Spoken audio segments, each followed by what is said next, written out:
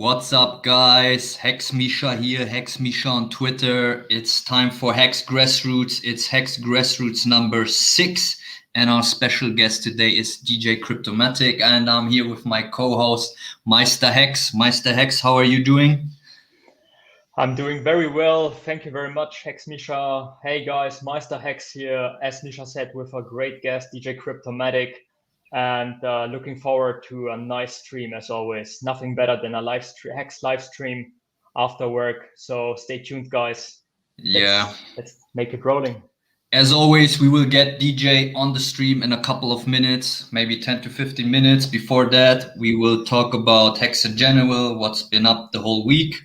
And yeah, right now we see Hex pumping, I think 20% up to 19 after we had quite the ongoing dip, the dip of the dip. What was the low, Meister? The low on this Uniswap chart is 14.6 cents. Wow. And we are currently now at 19.7 cents. It's nice to see that little pump. I personally don't care at all. And it's a little bit weird, I have to say, but it's a positive weirdness that even though the price has dipped more than 65% from all-time high, I'm not concerned at all. And I would be afraid if I was invested in some shit coin and I don't know anything about the development, nothing about the roadmap or any promises. And if that would dip even only 30% and not like Hex currently more than 60%, I would have sleepless nights, I think. But here, I feel great, I have to say. I feel pumped. It's a great opportunity to also reload, also for new entrants to get into a reasonable price. And I also have to say that regarding of the staker class, for me, there was not much movement in terms of in regards of the position in the staker class self. So this also shows me that the long-term thinkers in Hex, the long-term hexicans that are here for the real game, are still in play. So I'm not worried at all. How about you, Misha? How do you feel about this downtrend, current downtrend? Well, obviously, I'm not gonna lie. I would love to see Hex pumping. I think it would help the onboarding process. Some people that are onboarded are worried, But you said a nice thing. It's not just a random bag you holding. It's something where you are convinced of the product, of the people behind it, of the logo and everything. So this is different than if you would just hold some random coin and it would drop quite hard. I think real hexicans, they want to engage with the product, learn about it, are convinced about it, and then these big drops won't hurt so much. Even more if you hold t-shirts and still getting paid in Hex. I think also the rebounds. I think you said 14.6 cents, and they must have been someone bought them real quick, I assume, and it jumped right back, right? Yeah, it was a pretty steep wick back up again. You can see it here, and now we're currently sitting at 19.5. But again, within the Hex community, there was a little bit of FUD, but hey, this is normal. This is a growing community. Many people who may be new into the game are worried. As you said, this is normal. We've been through a couple of dips, so for us, it's nothing new. But also here in the chat, we can see some OG Hexicans, Papa Laba. Let's do this. Thanks for coming by, Papa Laba. Also Crypto Orange. Hey, how's it going? Hex Curious. You could see this positive attitude. Oi, oi, the Mango Junkie. So thanks, guys, for tuning in already. And we are looking, as mentioned before, to our special guest, DJ Cryptomatic, who has a stream marathon today. Back in the afternoon, or a couple of hours ago, he already were guest at the Discord Syndicate with Kinetics. He gave us a nice shout out. So thanks already for that, DJ Cryptomatic. Now he will join us any minute for some nice chill talk about Hex and life. And if I'm not mistaken, he also will have an own stream where he will DJing in a couple of hours after our stream. So stay tuned, guys. DJ Cryptomatic, hard worker, hard hexagon. So looking forward. Let me show you guys his Twitch page, and then we can see when his next stream will be announced. This is his page on Twitch, DJ_Cryptomatic. We see here a picture from him live from the lab, his studio where he puts on his sets and streams. You can see his past residences, basically Heidelberg, Mannheim, a lot of southwest German, I would say. And here you can also find his Mixcloud link. And if we go a bit further down, we can see the countdown here. He will be live in 2 hours with his set. I will tune in. I tuned in on Sunday. It was a really nice set and also pretty funny. He had a Island Boy voice overlay to his set. That was pretty funny. Nice. And I also really like his setup. So when Misha and I started streaming, and again, Hex Grassroots is all about bringing interesting hexagons, introducing them to a wider community via the streams. But the main reason for us is that we are very passionate about Hex and we love to talk about it. So there's no commercial intention we have here. We just enjoy to talk about Hex. And also, if you're passionate about something, you really like to network with like-minded people like DJ Cryptomatic. So we started the stream for that reason. And we thought it would be very easy. And it's a lot of fun, but now we understand how much work it is to have a good setup, and we still have to learn a lot. But when I see the setup of DJ Cryptomatic, the visuals, the sound, I can imagine that he put a lot of effort into it. So I'm really curious to hear how he has done it, and where he is planning to go with his live streams and with his DJ Hex streams. Yeah, exactly. Here you can see some of the equipment, pretty expensive probably. And like you said it, Meister, if you do it yourself, you will start to notice how much there is to do and how much you can improve. I think for us, maybe a new microphone soon to improve our stream. And here you can also see the link to his Twitter. He's DJ_Cryptomatic on Twitter. You can see he retweeted our thumbnail for this Hex Grassroots number 6. And he will join us in a couple of minutes. But Meister, last time we had Uncle Kevin on the stream, and we noticed he also has a Hex merch shop. Maybe you want to show it? Yes, a shout out to Uncle Kevin with his hexmerch.com shop. They have very great hexagon merch on the website. So we want to give it a shout out. We don't have anything from this shout out. It's just, we really like the stuff. And furthermore, what I wanted to point out is that I expressed the request to Kevin. It would be great if there was more merch with a .com on it to make the outbound messaging more effective. And Kevin responded very fast, and indeed he already uploaded 2 shirts that are looking very nice, very clean with the .com. So basically, you would not only have the logo in front with the pulse chain, but you would have it with the .com. And also the backside has a really nice size with the domain pulsechain.com. So of course, Misha and I could not resist, and we ordered a bulk for us and our friends. And pretty happy about that. So shout out again to Kevin, and also just wanted to let you know, guys, if you are looking for some nice merch with this .com to have an effective outbound, hexmerch.com is a good place to go. Yeah, the page is pretty well made. The process of buying was pretty easy. You can pay with PayPal, credit card, whatever. And for us in Europe, it was about $10 shipping. Just to let you know, I think in the US, it's free of cost for shipping. And but the shop is really well made. They have a lot of to choose from. And I myself also ordered 2 T-shirts, and we will let you know how the quality of the T-shirts are. Yeah, exactly.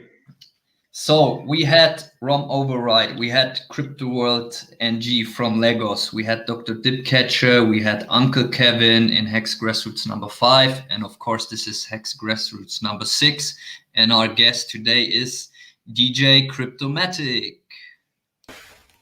Hey, what's up, guys? I'm the lucky number DJ. 6. Yeah, welcome and thank you for being here tonight. Thanks for having me. Hi, DJ. Pleasure to have you. Yeah, as mentioned just shortly before, we really are big fans of your Hexagon engagement. You've been contributing a lot to the community, but also, first of all, I wanted to ask you, how long have you been DJing? Because this is like how we all know you, right? As a DJ, Hex DJ. That's true. Yeah, my DJing, I'm not doing this as a full-time job. Not anymore. I used to. Some 20 years ago, so I'm showing my age here. I stopped in 2003 with my professional DJ career, but I was really doing this for 11 years from like the early 90s up until 2003 in the big clubs of the area where I come from, which is Mannheim City, Mannheim, Heidelberg, West Germany. That's where I'm from. Right now I'm living in Munich, on the outskirts of Munich, in a small town, but because of family reasons I moved further down south, but that's where I'm coming from. And the hustle back in those days was always, as a resident club and a party DJ, to get the you want to be the DJ on the Friday and the Saturday night in the go-to club of that area. So and that worked quite well, and I was really lucky to manage to get residencies in big clubs in this part. And then later on I moved further to, because of job reasons, to the Black Forest area, Freudenstadt, further down south, where I then also had a radio show, which was pretty cool, about techno and house music. So I kind of dabbled in the various things that from being in the clubs, DJing at weddings and private parties, to also do radio. And it kind of climaxed in, that was sort of my claim to fame, an offspring of the Love Parade in Berlin. They have something in Stuttgart which is called the Beat Parade. I don't know if you've heard of this. And there I was also a DJ at one of the after parties of that event, so that was pretty cool. But that's awesome. Stopped in 2003, and then my day job became like a management level with more responsibilities, and then I just had to stop. Like, you can't DJ until 4 o'clock in the morning in some smoked out bar in Berlin, and then be at the job next morning 9 o'clock, with HR responsibilities and having to deal with customers and complaints. That just didn't go together anymore. And then I kind of had to stop until this year, when I rediscovered my passion and putting it all in for the Hexagons to promote the Hex in my very will we way. See you in Munich clubs then, if they open up after Corona? No, it's Twitch only for me right now. Oh, okay, fair enough. Cool. So you mentioned, DJ, that you started in the early 90s. What made you actually become a DJ before? That is, I think it was 1994. I was already still underage. I think it was 15. I was always, because I'm a hip hop fan. Like, hip hop, that is my, like, I'm a hip hop fan since 1983. Like, I was a 8-9-year-old young boy sitting in my room with my little radio, and then tuned into one of these, because back then in Germany we had the a lot of GIs, the American soldiers, their bases, especially in the Mannheim, Heidelberg, Frankfurt area, they're big bases. And we listened to AFN radio, is the American Forces Network. And fun fact for our American viewers, one of the bases called Rammstein, right? Rammstein, that's further west in Kaiserslautern, but yeah, that is still running until today. But there were even more around the Heidelberg area. So, and that's why we could always hear the American radio everywhere. And at 8 o'clock at night, they had a show which played only what was in the charts in the States, some disco tunes and music that you didn't hear in Germany on German radio. And then they played from Grandmaster Flash and the Furious Five, the song "The Message." I don't know if you're familiar with that song. No. And ever since that day, I was like, I listened to this as an 8-year-old kid, never been exposed to anything to do with like black music, black culture, and I listened to that song on the radio, and ever since that flicked something in my head. Ever since that Nice. moment, I was totally hooked on hip hop music and the hip hop culture, and hip hop has been sort of put into this world by DJs. You know, there was no live band and a rapper rapping over it. There is 2 turntables and a microphone. So there's always a DJ playing instrumentals of soul, funk, and disco records, and he would have a rapper rap over it. That is really how hip hop started. So because of my affiliation with that culture and that music, I was always a fan of DJing, and DJing was always sort of present. And then in the early 90s, I went to a dancing school. So when you're a teenager in Germany, that's at the age of 14, 15, that's what you do, because you're not allowed to go to the big clubs just yet. So in the teenage stage, you do the dancing school thing. But also your parents want this? Or my parents, no, they would listen to classical music, like totally different. It was really me on my own. I think in my school there was only me and another guy who listened to hip hop. Like this was not really very common in Germany in the 80s at all. So no, but then in dancing school they had the classes during the week, and then on the Sunday they would have like a dance party, and there would be DJs playing in that dancing school, and that was sort of my first exposure to that whole thing. And then I applied to become a DJ in that dancing school, sort of my first part-time job, and then I got the job and played there every Sunday, and that is kind of how you start to it's learning by doing. The more you do is only what you can't read a book about this. You have to really do it and do it long and practice. And because this was a dancing school, you always had to announce on the microphone, all right, now we do a tango, and now we do a waltz or a cha-cha-cha, whatever. So that's how you also developed a skill on the microphone, how to rock a crowd, how to direct a party, what is going on. And then as soon as I hit the age of 18, I was out. Like I was in all the big clubs, and I had mixtape as an application to my mixtape was floating around all the club owners in the area, and really started from there. And then you move to the next club and the bigger club, and it's a constant hassle because there's many DJs and everybody wants to play on the Saturday nights, so you have to defend your spot. It's very competitive. But it's really my passion is for that music, and that is really what inspired me to do this very early on. Yeah.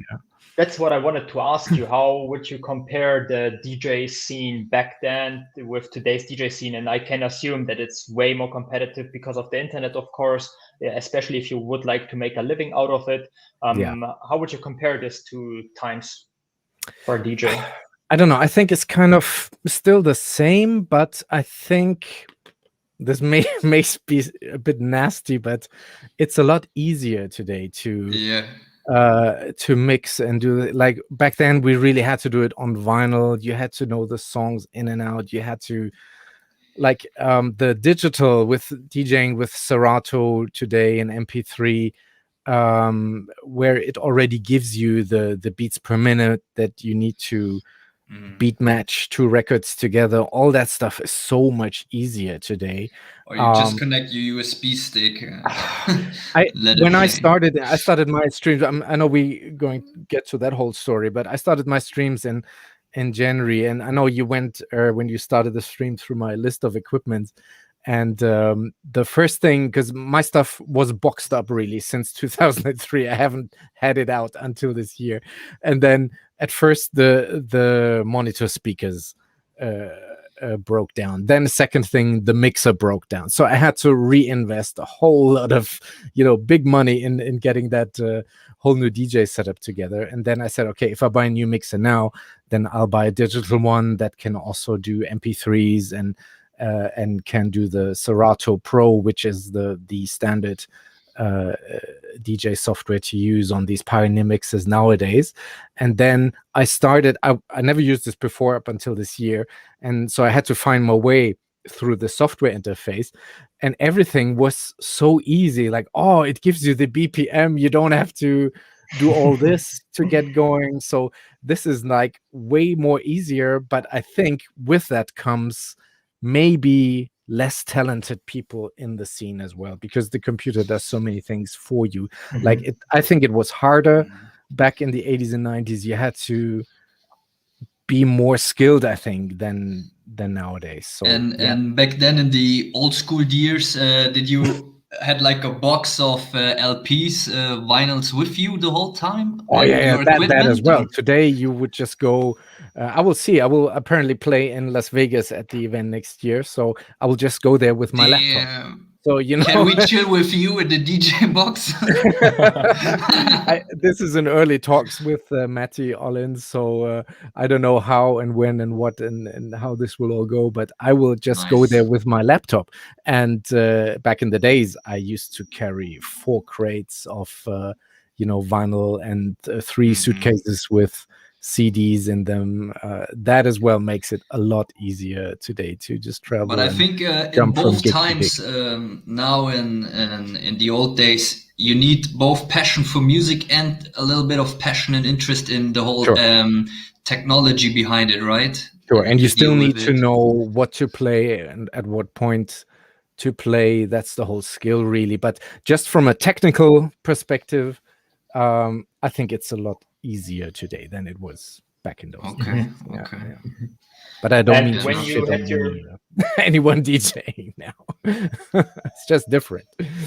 Yeah. And when you made your first experience as a DJ Cryptomatic, I can imagine that very soon you went to Berlin, the famous place for techno and trance, especially in the 90s. Oh yes. Can you tell us more about this Berlin chapter of your life?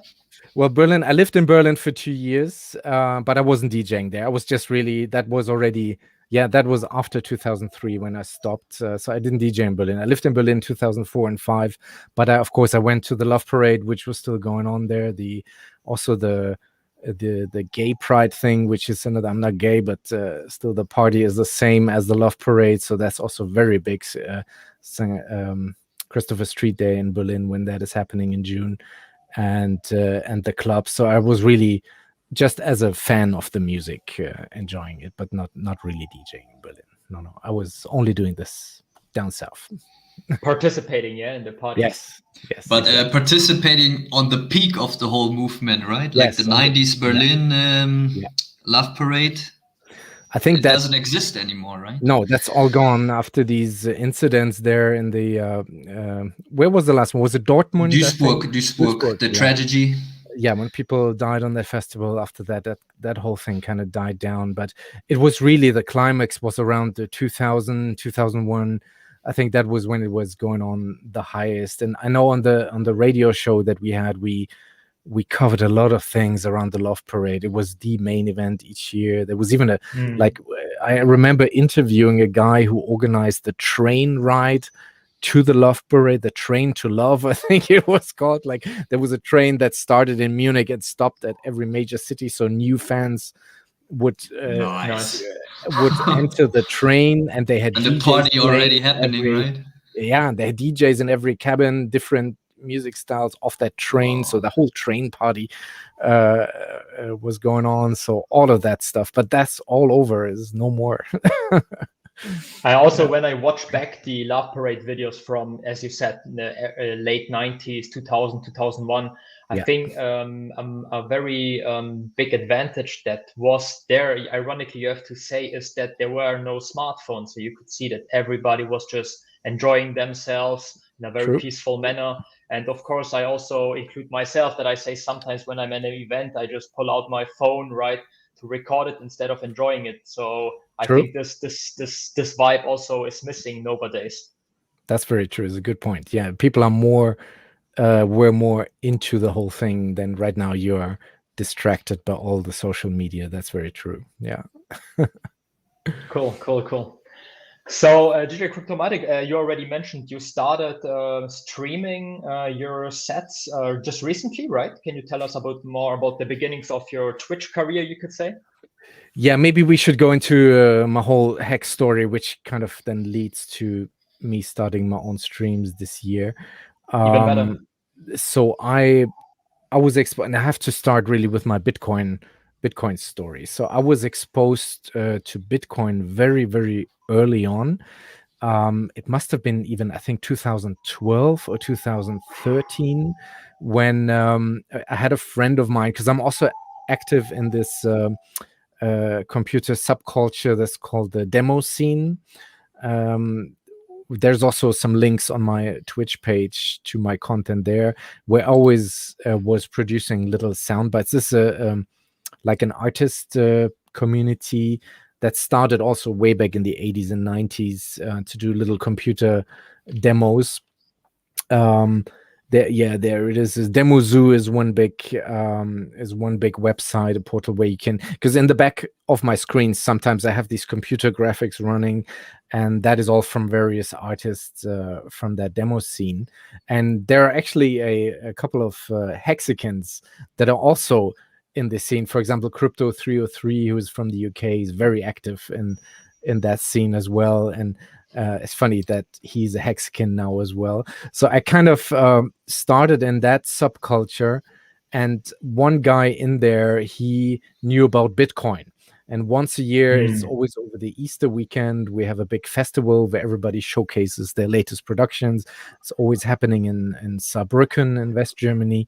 And it's a big event. It's like 800 people there. Everybody's coming with their computer setups, and then they compete for the best sound, for the best picture, for the best video animation. It's like really everything that you can create on an artistic basis with computer spaces was being showcased. And there was one guy there who was heavy into Bitcoin, and he showed it to me on his setup, how he was mining Bitcoin on his own rig and with this graphics card, like Richard Hart did in the beginning. You know, he always said, I mine 50 Bitcoin on blocks with his laptop, and that's what this guy did.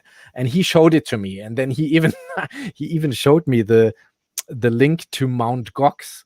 Like this is where you sell and you can trade it. So he showed me the whole thing, and out of sentimental reason, I still have the link to Mount Gox on my computer today from this time. And it must have been either 2012.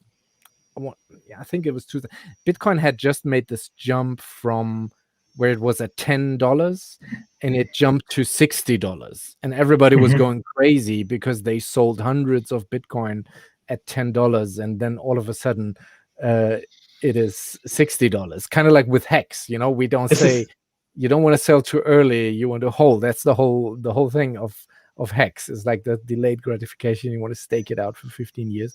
So he showed me a great point you mentioned. So because just a quick side note, DJ, as you mentioned, it was crazy back then when there was a local top at 60 from 10. Because I was actually thinking you would refer to the 1000 top back in 2013, but you were even referring to a new one. Before so this that, only shows like time flies and you can get used to prices very fast. So continue, please. Sorry. Absolutely. No. But it's very true. And Richard always says he helped create the $1,000 top or something, but that was later. That was like before Mt. Gox just crashed. No, I think he helped to make the 30 top before you even, right? Oh, sorry. Yeah, my bad. The 30 top. That was even another one. Yeah. Even crazier, yeah. No, but crazy. Either way, this guy, he showed it everything to me, but I wasn't convinced. Like I was like, no, this is supposed to be money, and so like how did he pitch it to you? Like, was he like very technical or more like from a liberal perspective? How did he pitch it to you? It was purely technical, like, hey, I can print my own money with my graphics card. So that sort of thing. Like, it wasn't anything about cultural or social change or transfer of wealth. Maybe if it would have been more into this direction, I may have paid more attention. But back then, I just wasn't convinced. I like, wow, this is a scam. I'm not putting my money into this. What a mistake, right? Because if I had only invested back at this time. So we all, and that's where it was left, really. And then I was occupied doing other things. And in 2016 was around that time where I revisited that again. And then I had seen in the news that the big gains that had happened, and it made over $1,000. Say, hey, this was the stuff I was looking at when it was 60. Wow. Let's look into this more. And then I started doing research on YouTube and found out more about the crypto space. And what I also dabbled a bit in Forex trading at the time. So I started to a little bit of trading, just trading currencies online when the first brokerage services for that started. There's binary options trading, but was lost more than I could gain. But it still was interesting to see how that whole, it's a different world, how that works. And I always thought, please. So when you found out about Bitcoin when it was, let's say, $60, when it then made the top in 2013 at I think 1,300, it became popular with this Wired article. Did you miss that hype phase? I did not see any of that. No. I first looked at it again in the winter. So 3 years later, you heard about it again, but recognized it, but it went from 30 to 1,000, yeah? Yes, pretty much. Nice. I was like, shit, I should have bought more back then. but now one could still say, wow, okay, so you rediscovered it at 1K, but you were, compared now, you would still be very early Bitcoin at 1K, so... Yes, and I am, because I bought in 2017. I finally took a hard and nice, bought, man. And also, like, it's funny because everybody we speak to, and also like a famous example for this kind of stories is also Andreas Antonopoulos, not the biggest Hex fan, but hey, he's done a lot for the crypto community. And he basically explained or told the same story, that he heard about Bitcoin, he thought it's a scam, this, that. And then later on, he just realized, oh, damn, like I missed the 50x already. Yeah. And then he got in. So this story is very common, right? Amongst crypto enthusiastic persons, you could say. That's true. Are you still in contact with the Bitcoin guy who shilled it to you? I don't know what happened to him. He must be super rich, but then I think it was something with drugs and personal and whatever. So no, there's no more contact. I don't know what happened of him, but I hope he held on to some of his Bitcoins and didn't sell anything too early. The only thing, because Mt. Gox crashed, maybe he's lost all his stack in the Mt. Gox stack. That is the only thing that always I say to myself, if I had invested back then, I'm pretty sure I would have lost everything in the Mt. Maybe Gox. Your friend has still a share in this Mt. Gox trustee, because it's still hot, right? Possible. Still going on. Yes, maybe. I don't know. I have not had contact with him after that really anymore. So it was a bit of a loose friendship anyway. But yeah, that was my whole first exposure to the whole crypto story. And as I said, in 2016, I was dabbling in Forex, and the Forex you could only trade when the stock exchange is actually open. So when the Frankfurt Times, or then later on is the New York, and then in the middle of the night for us is the Asian market, and you could only trade when those things are open. But then I saw on the right hand side you could trade on the Bitcoin pair, and Bitcoin was 24/7. That you could trade Bitcoin on a weekend, like totally unrelated to any of the official exchanges. That also caught my interest. What is this? Why can I trade this all the time? And then I really, things started to click for me. I said, oh, this is Bitcoin. Yeah, I heard about this before. And then I really delved in whatever information I could find about crypto, and then took a heart and invested savings in 2017 before the big bull run, and bought a whole portfolio of Bitcoin, but also Ethereum, various shit coins, rode a crazy market up to the top in December 2017. Didn't sell because I believed all these people who said 100,000 Bitcoin next. So I thought this was only a run up, but not knowing that this was already the end of a 4-year cycle, same as we have it now. It's another end of a 4-year cycle. So I guess there will be another crazy push for Bitcoin, but come January or February, it will all come crashing down again, as it was in 2017. And around this time, I then discovered Richard Hart, when it was still Bitcoin only. And okay, that's very early. in 2017 already, yeah? Yes, I did. When he was streaming he was guest, I think, on Max Kaiser's show sometimes on the Russia Today channel. So I've really discovered him very early. Okay. And so back then he was just one of many crypto guys being in streams discussing, or how would you say it? I don't know. He had his own channel.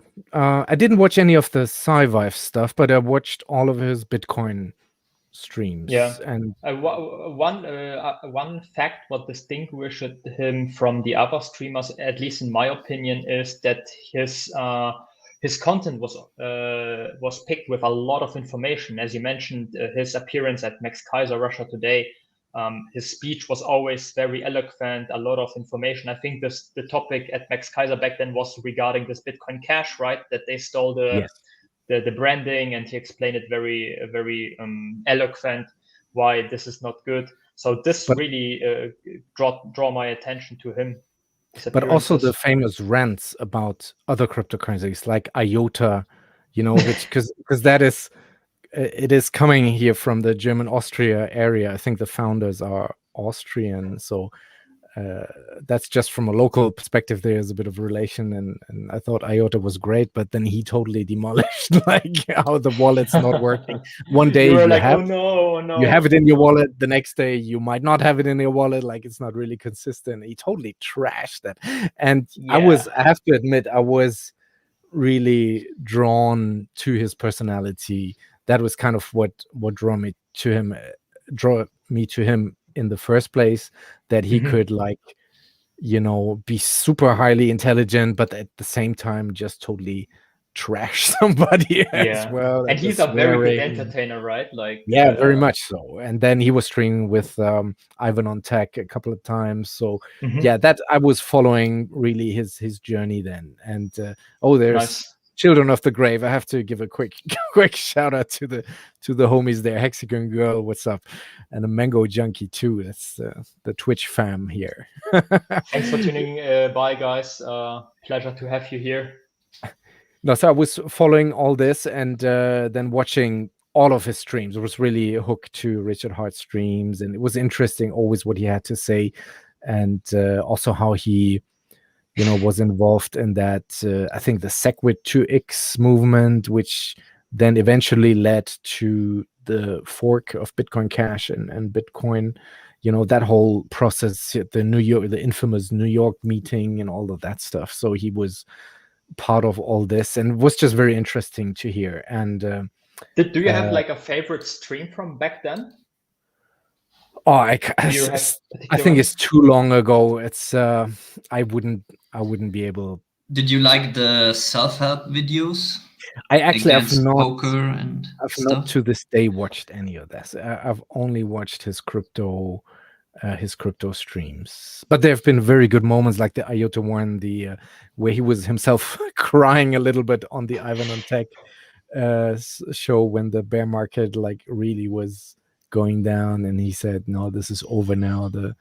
The big legacy money has destroyed it with their short tradings." And then he sort of called the bear market, and very much that's what happened in the next 2 years after. So I was watching that whole journey, and because of that, for me, it was clear, no matter what project he will eventually come out with, that I would invest in that, no matter what it is, because I was so convinced about his just a quick shout out to Miyamoto Musashi. Now he put the pressure very high, guys. All Germans on the stream, they are much more articulate than any of the native English streamers. No, we suck. Thanks but thank you very much. now it's going down like the next part. That was so nice of you, because Germans, they get embarrassed about their accent. So thanks for lifting us up. So at first we had this project with the floating computation, I think, and then that became too complicated. So I was all the time waiting for this to come out, and then eventually it was Hex and Bitcoin Hex at first, and then Hex. And so I was really there for that whole journey. I was very active on the Telegram channels in those first months when Hex started. I was really fighting FUD in there, trying to argue against people that came with senseless FUD. So that was really my thing, helping people get their MetaMask, helping people trying to set up the free claiming for Bitcoin, how to do this with the signature on their addresses. So that was really what I was doing. It was really on Telegram and the Hex main chat in those early months. And of course, I invested everything. I didn't sell my whole bag from 2017. Most of that stuff I'm still keeping until today, actually. I bought additional Ethereum with fresh money, with new money at the launch phase of Hex, and invested that and built my Hex bag in those first 2 months, really December, January, when it was super cheap. Yeah. I have a question. So you mentioned that you got significantly into crypto in late 16, early 17. So you middle 2017, yes. Middle I was still 2017. watching for 6 months, like from December to July 2017. December 2016, I was watching. I was still not, I still had a barrier to put my money in. But then in the July 2017, I said, fuck it. And then I went all in. In that regard, it also depends if you have some friend that may lead you and may guide you into that space. Because imagine maybe you were alone back then, right? You got interested by yourself, and and you already are aware that it's self-custody. So how can you be sure that the wallet you're installing that you never heard of is the right one? Is it Trezor? Is it Ledger? Is it not a scam? You don't know, right? If you have a friend next to you who's been an OG, he can guide you very easily and you just lean back. But if you don't have this sort of friend, you just have to read a lot because you're so scared to make a move. And maybe it was the same for you, and that's why it took you maybe a couple of months to get in. Absolutely, 100%. And I've got scammed myself, and I've got hacked on my wallet because I didn't know about hardware wallets back then. I lost to the tune of, I think, at the time of the hack, which was at the height of the bull run, it was worth $15,000. So it's a lot of money that I got stolen out of my Ethereum How did it wallet. happen? That's why I'm saying, always, guys, please use a hardware wallet. Hardware is the only thing. What happened was there was this website, My Ethereum Wallet, I think is still around today, where you could access your wallet on the Ethereum blockchain and do transactions, but you have to enter your private, the private key.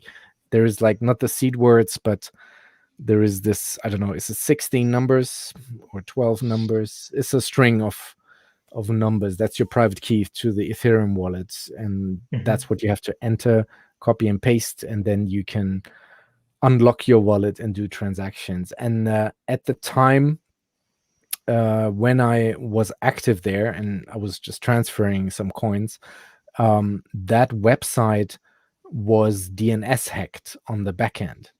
So it was the right website where I was on. Like, it wasn't a phishing attempt that I was led to some wrong web page or anything. It was the actual thing, but it came out 2 months later that for the duration of the time where I was also using it, it was the server of that website was DNS hacked, and the hacker could read out any passwords, anything that people would enter there online, and make the connection to the wallet. And that's what happened to me as well.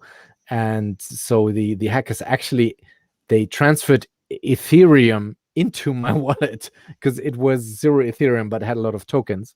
Like they transferred 0.1 Ethereum in there just to move the tokens out to address that they control, and left me with 0.05 Ethereum or something. But all my tokens from some of the ICOs that I took part in were gone. But if I had used if I had known about a hardware wallet back then, even if the main site would have been hacked like that, they can still not access your fund because the private keys and the seeds is always stored on the hardware wallet. So it's like the super protection. But I didn't know. I had no idea that this was possible like this.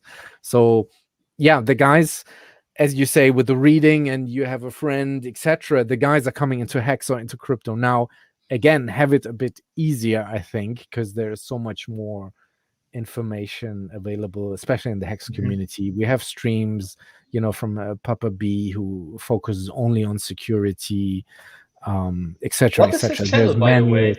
way? I always see him on the Disco Syndicate, of course, in the big rounds, but does he have a own channel?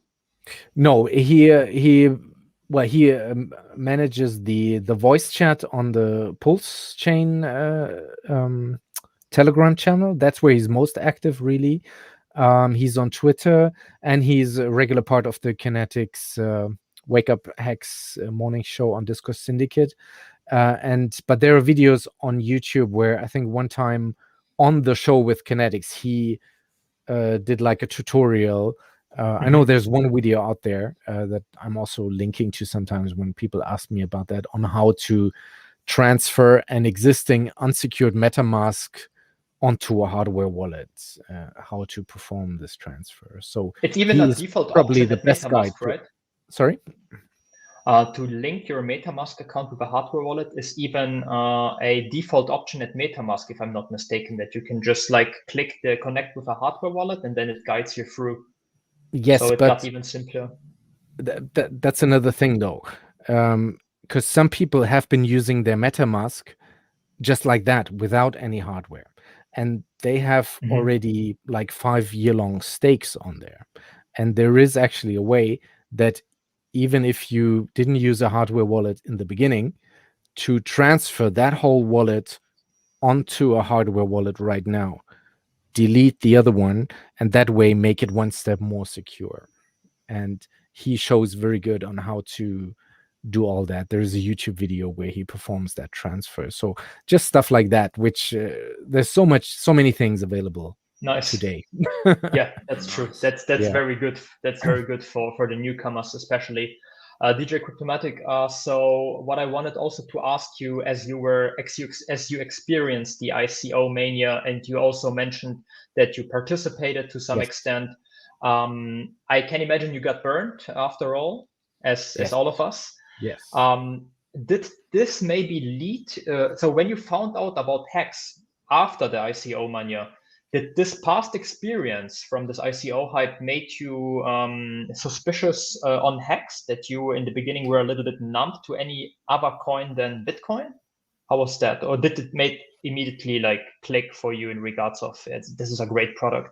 Yes, I had no doubts that, and I got, I invested in coins that were only one, though. I think I did like, I played the game with 8 ICOs, and 7 of them are still around and active today. So I think I made good choices.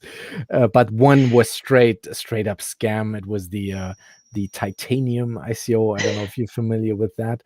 They sounds like an ICO coin. Oh my God. They said they had like McDonald's as a partnership and Boeing as a partnership, and this roadmap, all the stuff that we talk about with the promise coins. And I was like, oh wow, they have really McDonald's, this must be big. So I put a little bit, not much, 500 euros or so I put in there. And then of course the guy who did that whole thing was straight scamming, and he bought himself a nice beach villa in Hawaii with that money. And but the FBI shut that thing down. And actually 2-3 months ago I received an email from the FBI that they now you can claim something, so I don't know if I will ever get anything back from that, but yeah, that's why I kind of, once you've witnessed this stuff firsthand, then you know what the Hexagons talk about, and Richard is talking about with his promise coins and finished product. That to me, that is very clear what that means. Not a roadmap like that, because none of these ICOs had a finished product. They were all saying, "Hey, we are going to do this. You have to trust us." And some of the white papers, it even reads very clearly: if you give us your money, there might never be a coin. So like, it's super risky.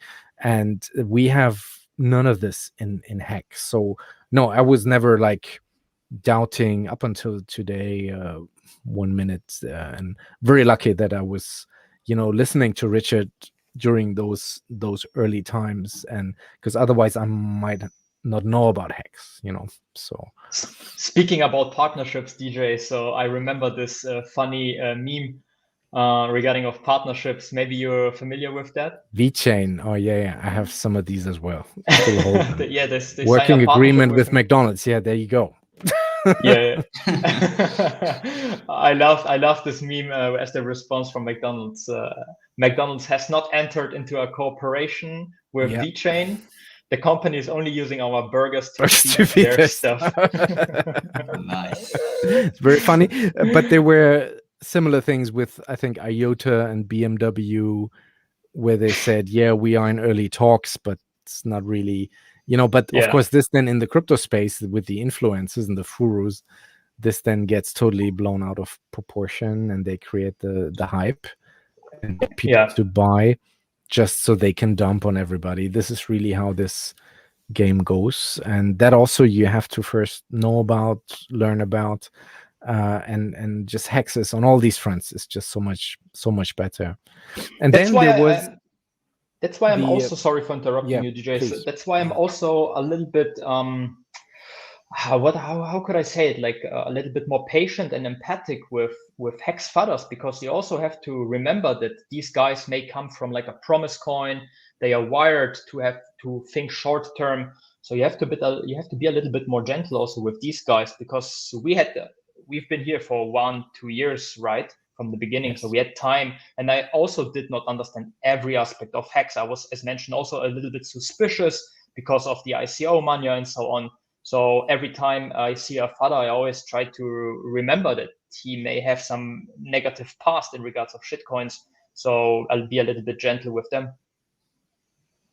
I mean, I didn't fully understand T-shares, for example, in the beginning. Like, I had trust in the product, but I also totally messed up my T-share staking game. I was only staking for 1 year at first, just so I could get the payout from my strategy was I wanted to get all the coins from the big payday, not to dump them, but to then properly build out my staking ladder for 15 years. That was, of course, the wrong thing to do. You should have done this in the first month, really, when the T-shirts were super cheap.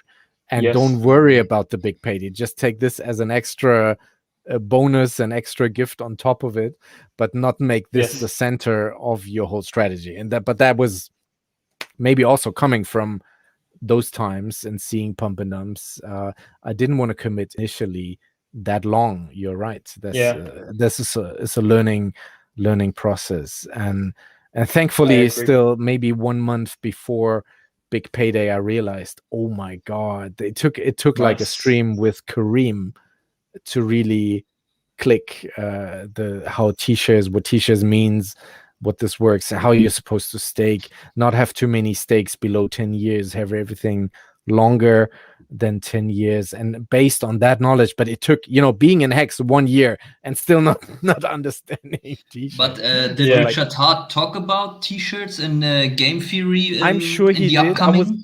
I was only watching Richard Hart and Crypto Coffee, and I'm sure those two were explaining T-shirts, but not in a fashion that worked for me. Whatever is my fault. I'm not blaming them at all. I'm sure they covered it and explained it in their best form, but these two and the occasional hexologist stream, that was all I was watching. I didn't watch Discuss Syndicate. I didn't watch anything else. And then it was really only around big payday where I got more involved again in the whole streaming circus and was watching more streams. And then I caught one stream with Kareem where he really broke down. He showed his dream wallet and really explained the system of T-shares and that it's a long game. And shout out to Kareem the Dream. Absolutely. Without him, I would not have the staking ladder that I have right now. And I'm very grateful that you are even ahead of the curve, right? But also it takes time to learn. But what I have to also say that the Hex community has contributing a lot, like as you mentioned, Kareem, that pushes a lot to make us understand how the T-shirts work, delayed gratification, and so on. As you mentioned, perfectly or preferably average stake length longer than 10 years. that's why, of course, DJ, we have to talk. 9.8 years. What's going on? My 9.8 average. Shame. But I'm fully staked. But yeah, I have my I have a yearly stake ladder that goes out 15 years. But from now to year 10, I have a small amount of Hex that I have staked every year, so that I've got something coming out every year.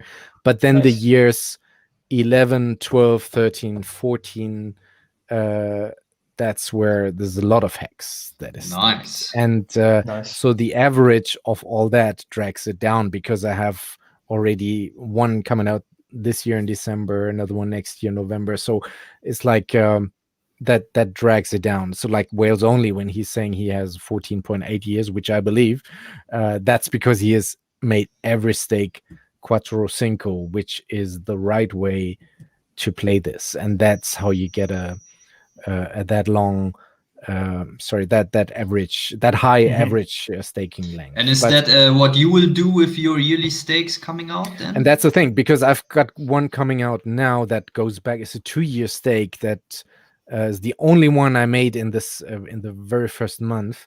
That was for 2 years. That was my longest stake back then, and that's coming out now. So it started on the 20th of December. So that's a 2-year Super Genesis stake, December 2019, up until now. So, but I don't need the money at the moment, so I will take that and roll that Quattro Cinco. So that's the plan with all my yearly stakes, the little ones up until year 10. So if I don't need the money and I don't have no plan to retire or quit my day job, I want to still have this. You're still working, yeah? Yeah. Still working. I have, staying net positive to the game, like all of us. I mean, I don't do this early. Maybe, well, you don't know if Hex goes to $20 or some crazy number, then even on a little stake you can probably retire. But I don't have any plans like this at the moment. So I'm thinking of rolling that over every year. Quattro Cinco, what's coming out, maybe sell a little bit of interest, but for sure not the principal, and then that way have a perpetual system. That every year you've got something coming. DJ, I wanted to ask you. You mentioned some moon. You had some moon talk going at the moment, right? I wanted first of all regarding the ongoing Hex flex that we had right before the dip. I mean, I personally don't care at all. This is your money. We are all here to enrich, right? To make some nice yield.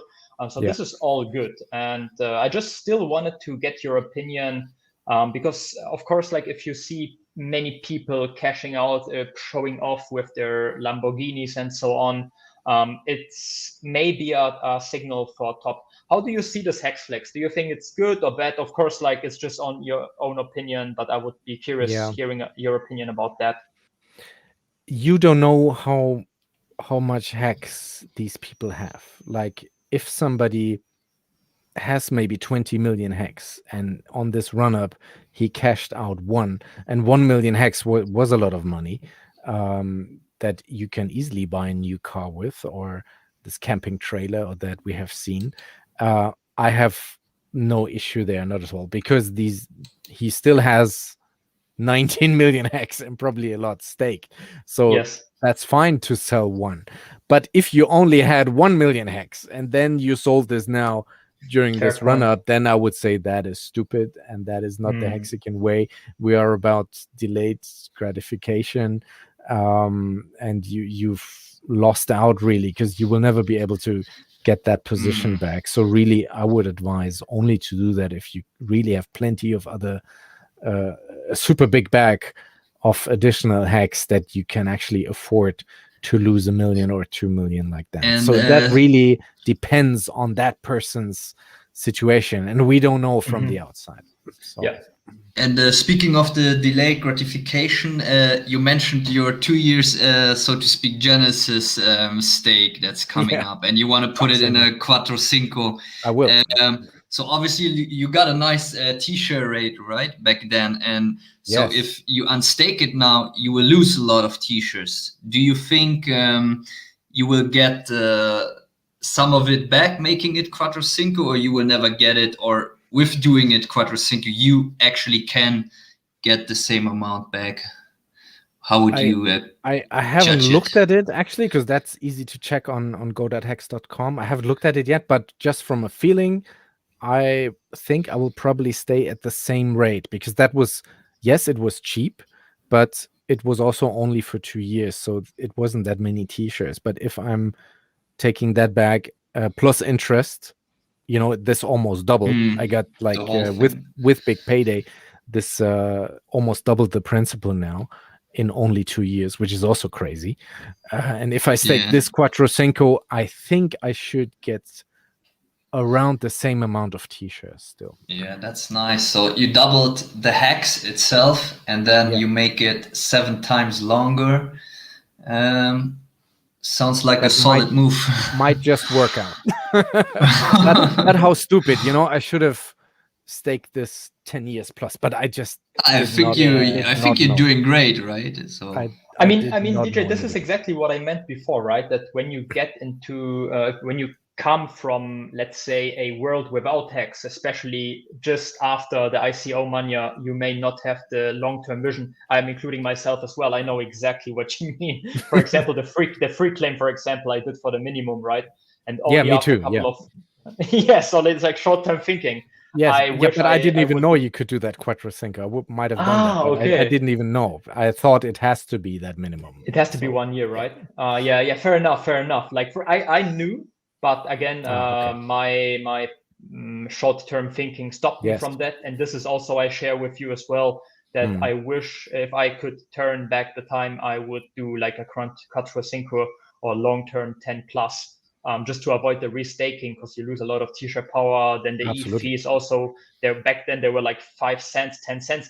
I remember even Richard Hart was, because he always had to mention that you can free claim for free, but there's like a little transaction fee for the Ethereum network. And he was a little bit like ashamed, you could say, that it's like 5 cents, because it breaks the promise it's for free. So he was a little bit like, it's 5 cents, very fast. But if you compare the fees to now, like it was a dream back then, right? So of course, those times. Looking forward. Should have made, if I could turn back, yes, I would have done a lot of things different. But it is what it is. So now we have Pulse Chain coming up. So I went in pretty heavy on the sacrifice, much heavier than I went in on the hex investment. So I'm hoping each time you're learning a little bit. Of course. So I'm hoping that will turn out good as well. But coming to my streaming, so it was really around the Big Payday where I got more involved in that, or watching different streams. All of a sudden I found Hodl Dog, you know, I found the Disco Syndicate guys, and all these other everybody was streaming like so till November 2020 you were mainly active in the Telegram chat. I was only in the Telegram, watching a bit of Hexologist every now and then, but he was mainly covering the daily stats and charts. So that wasn't it was Crypto Coffee when he had something new that was educational. I was watching this, but I was mostly in the Telegram chats for this first time. And then I discovered that even didn't check Telegram anymore after 6-7 months. So did a bit of a break from the whole thing, and then price started to pump up, and that sort of, you know, around May, June, July, crazy numbers. And I said, wow, this hex thing, this is really moving. So, and then that probably brought me back into the whole thing. And then I discovered all these other streamers. And then around this time, it was around of the time of Big Payday, it was really... So it was just to give our viewers a little bit of an overview. When you refer to May 2020, right? We talk about 0.03 cents. No, 0.3 cents.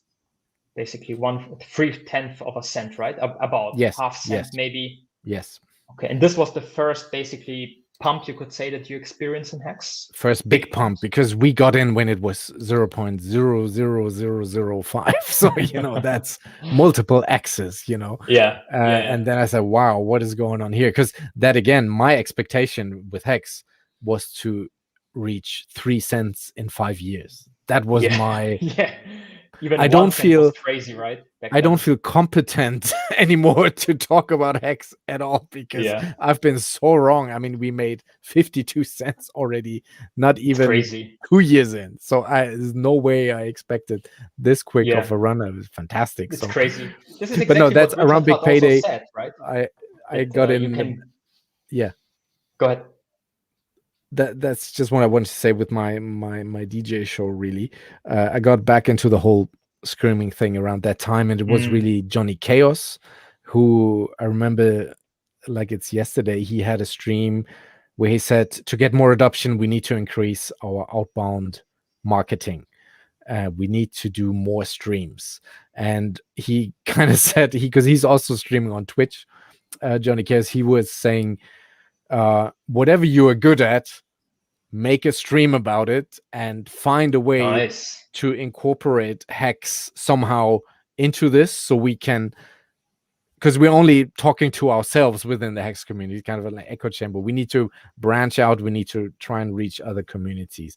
And that stream. And then he made a video where he showed how you can scream from your mobile phone. Like, here, this is very easy. You just click here, and like really showed people that anybody can do this, really. And that kind of struck a chord with me at the time. And I said, yeah, what am I good at? Okay, I used to be a professional club DJ for 11 years.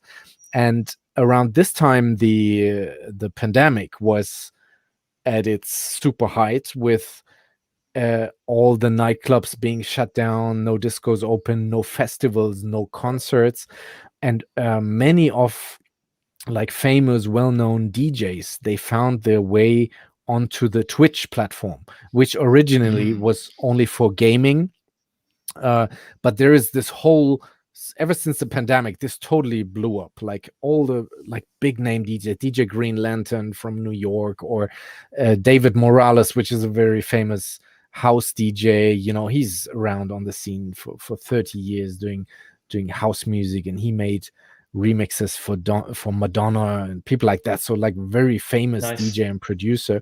And to see a David Morales set before the pandemic, you would either have to fly to New York, or you need to be at some festival in Ibiza where he happened to be a headliner, and you might be lucky and catch 45 minutes or 1 hour set of David Morales. And here's this guy on Twitch rocking down from his basement studio, kind of like myself, a 6-hour set on a Sunday afternoon. Fantastic house music, things like that you could never experience in a club live with him. He would never play that long, like, you know.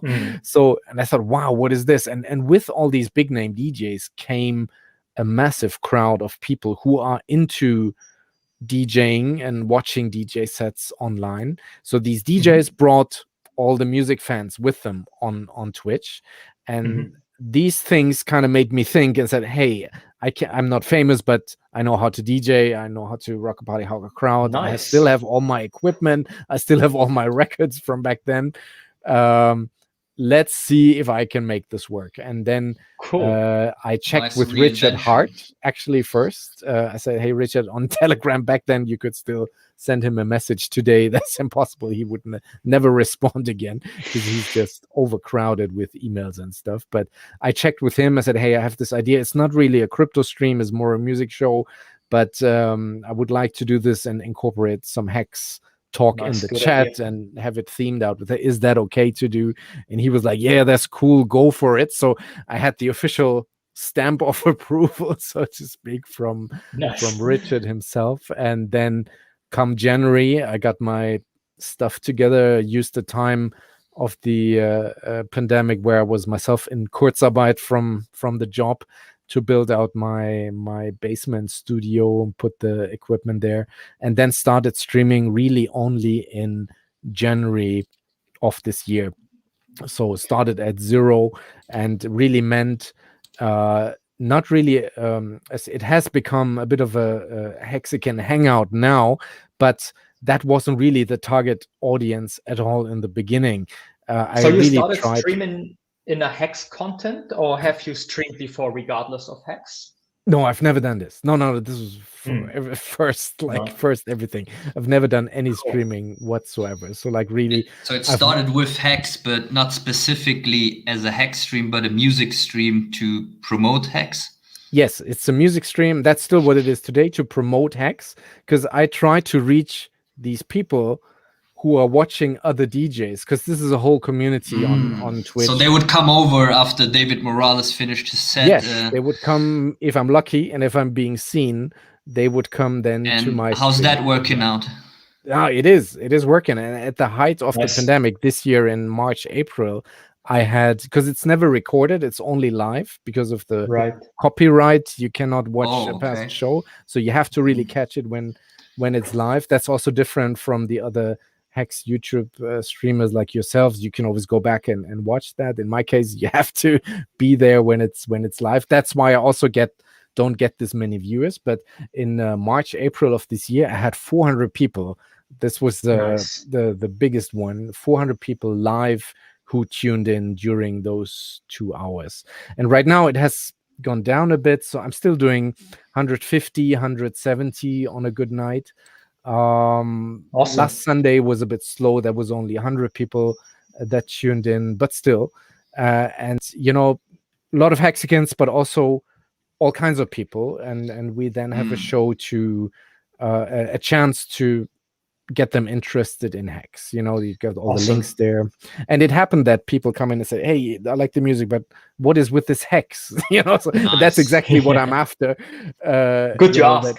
And one time we had Abid Hex in there from Crypto Sparbuk, who you know. Abid, yeah. And then that one night, he was just chilling in the chat, and I was doing my thing, and then we got raided by another DJ set from North Germany.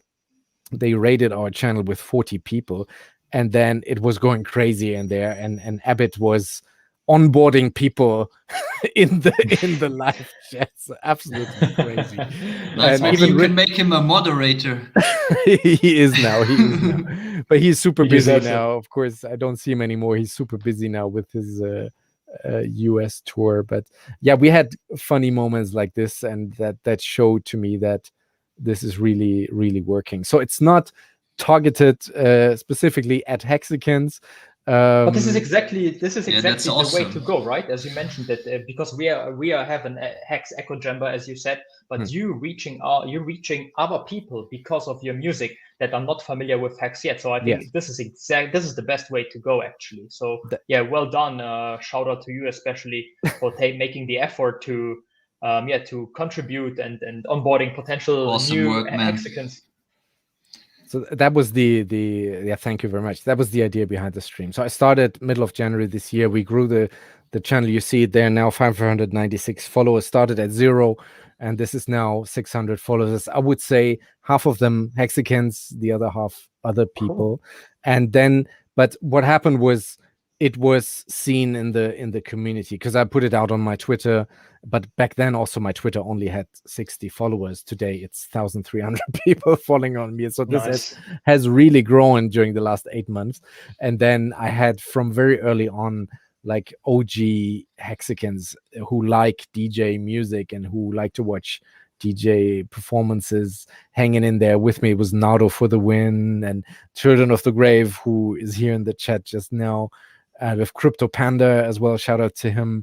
Balaji, like many people that you see in the Machiavelli as well, people that you see in the Discord Syndicate chat rooms all the time. They happen to come through and hang out with me. And I need that initial support because the algorithm on Twitch, similar to YouTube, if you don't have a minimum base viewerships, you are just not getting seen. And besides your followers, almost 600, you can also subscribe. Is that the right word on Twitch? Subscribe to the channel? On Twitch, this is a paid subscription. That's like if you really like the content for, I think it's $10 a month, you can also kind of donate to the channel to help a bit with the running costs. So this is, again, if people do this, but this is not a requirement, and I know I'm not doing this for money at all. As I told you, I've had the DJ fame in the past. I don't need this again. This is really just for Hex and Hex only. If people donate some tips and subs, That's very But you cool. get special hex emotes and pulse chain You get the special hex emotes that you can spam in other chats. In the beginning, I used to send out mixtapes as well to all the subscribers. They kind of put an end to this on Twitch. They don't do this anymore. But yeah, it helps with the running costs. But this is not for the money. It's really to showcase Hex and try to reach out with other people. So I'm urging everyone to at least give me a follow, because the higher the numbers are on Twitch, the more people watching, the more you get seen by other people, and that's what it's all about.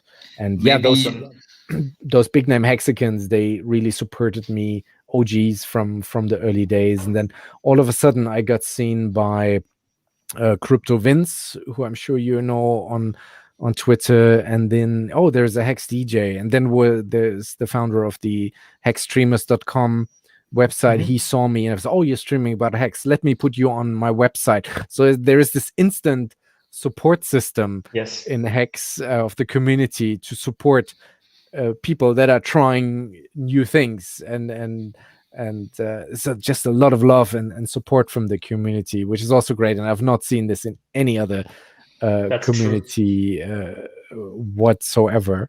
And then Crypto Vince was pitching it to Cabana Crypto, who had the late night, the happy hour show is what it's called, on a Friday, Cabana Crypto. And he invited me on his show. It was in March, to talk about my music and what I'm doing. And from there it really snowballed that I have now sort of become part of the team and an accepted member in the Hex community. And then later on I got to know RG3 and Kinetics, and then I joined the Discord Syndicate streaming network. And always the Sunday show, I'm streaming Sunday, Tuesday and Friday. Those are the 3 evenings, always around 9 p.m 10 p.m where I'm streaming on Discord Syndicate or on your Twitch channel. And the Sunday is always on the Discord Syndicate. That's the one. So you're regular there. I am every Sunday. It's Discord Syndicate on their Twitch account, which is a bigger account. They have 2,000 followers. That's every Sunday evening, and then the Tuesday and the Friday I'm doing on my own. And maybe can you explain for the viewers, Discord Syndicate is owned by someone, or it's for everyone? How does it work? I've seen different kind of streams, different people. How does it work? They have a schedule, or?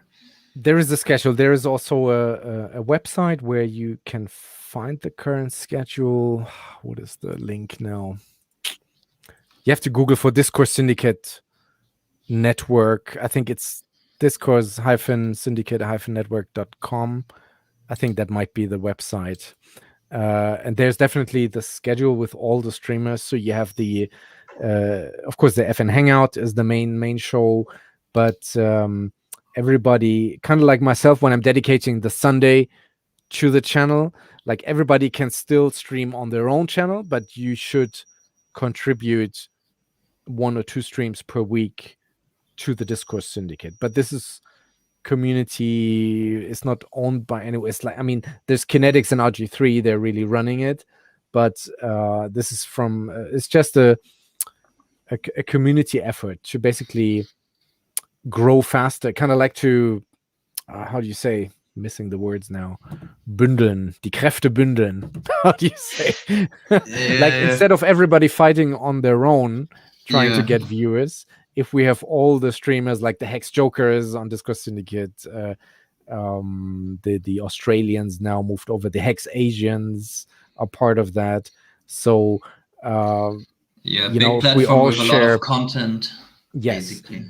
all different kinds of content. But if sort of we share the accounts and the viewership, we can grow together faster. And this has worked out. For example, the Australian thing with the Hex Late Show every Tuesday, they have now, I think, much more views than they used to have before when they were streaming alone on their own platform. So you said that really if you have a stream, you have to dedicate at least 1 or 2 time slots per week at this Discord Syndicate stream, and still you have your own original streams on other days on your own channel. Yes, in my situation, that would be exactly how it is. I think So for that's Hex the deal, Agents yeah? it's the same, That's right? the deal. Okay. We had Uncle Kevin last week as our guest, and Yes. if I'm not mistaken, Hex Agents is. Oh, now we lost the audio. Yeah, Meister Hex, you muted, and you had a small disco. I think what he wanted to say is, oh, there you are. Go ahead, Meister Hex. I think his mic blew up. Oh, okay. Maybe he can't hear us. Yeah, I What think thing? he wanted to say that Hex Agents, they have their own YouTube channel, but they Yes. also have a regular spot in Discord Syndicate. So Yes, also that's- maybe part as of the deal to get the exposure, they Exactly. are also streaming there once a week, yeah? Yeah, that's how it's working. And that's why I, of course, it's all for the team, it's for Hex. I have no problem dedicating one of my nights. No, but I see it's a good thing to have the strong platform, to have a reach, outbound reach, Yes. to find new people, just like you work doing. And hey, DJ Funny, side note, as you can see, I'm not signed in. I have no account in Twitch. It says on the bottom you can sign up, but still they have some recommendations on the left, and you see on the top spot Montana Black, the biggest German Twitch streamer. So that goes with the idea that the platform is probably, promoting those who have already big engagement and in general engagement.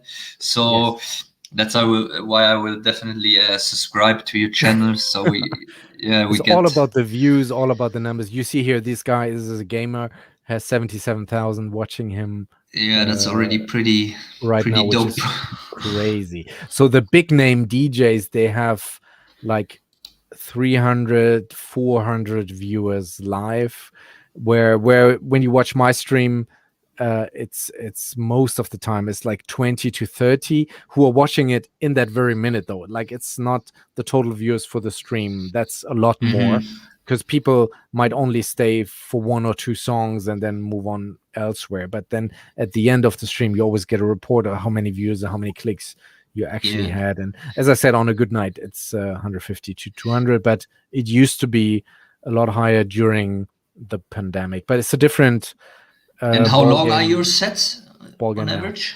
At least 2 hours. Depends if there is people there and there's lots going on, then we do 3 hours, but at minimum it's 2 hours. But then music set is still quite a niche on Twitch. If the biggest ones have 400 in one moment live, and you compare it to the big gamers, you see 77,000. Yes. Yeah. It's a difference. GTA. Yeah. Okay, so I guess it's coming from a gaming platform. Still. So maybe that's why.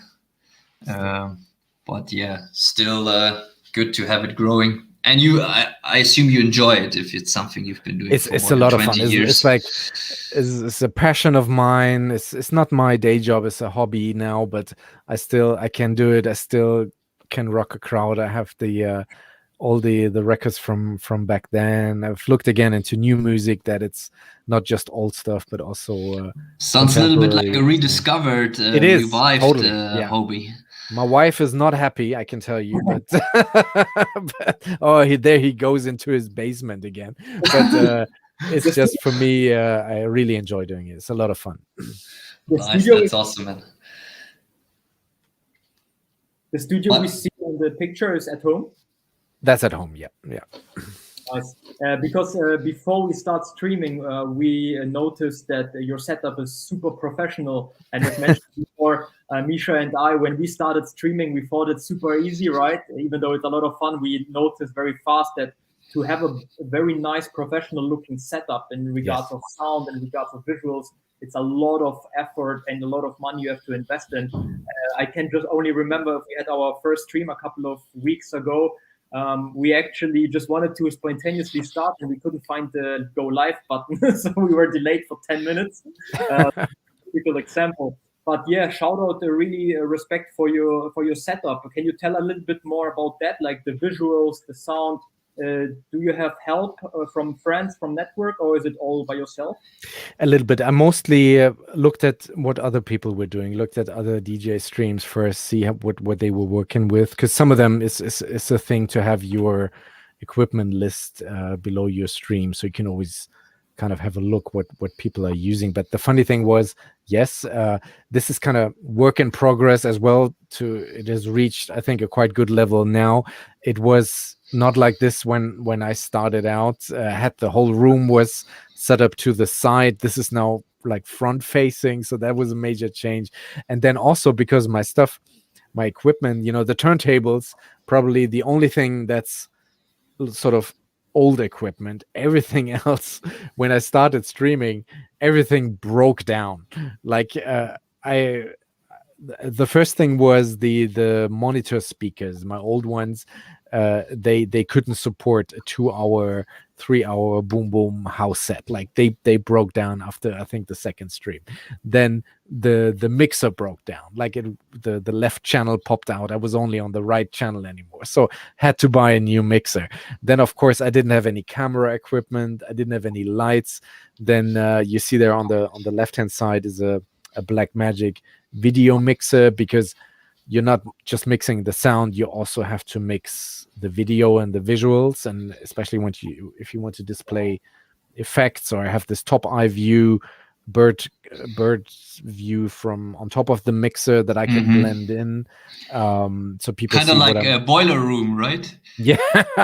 So it's really everything broke down, and I think I easily invested, I think, €5,000 into just equipment and camera and lights. And I mean, the Pioneer mixer alone is 1,500. So, and the monitor speakers, I think, is another 1,500. So expensive stuff, but but that's so good when it comes together, your hobby with onboarding, with your investment, conviction coin, so to speak, all together, bringing it all together.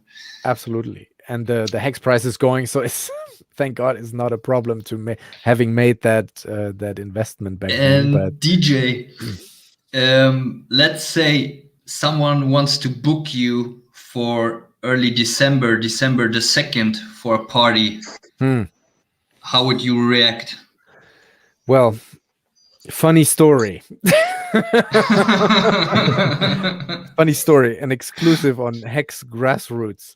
So people asked me on Twitter if I wanted to DJ at the London event on the 2nd of December, and that was very flattering at first, to know that people are watching you and they like the music and they want this to have happened. And I politely said no, I want to, let's have somebody else DJ. I want to be there, enjoy the event and party with my Hexicans, because when you're DJing you can't party, like that's it's either one or the other. And then so I kind of said no.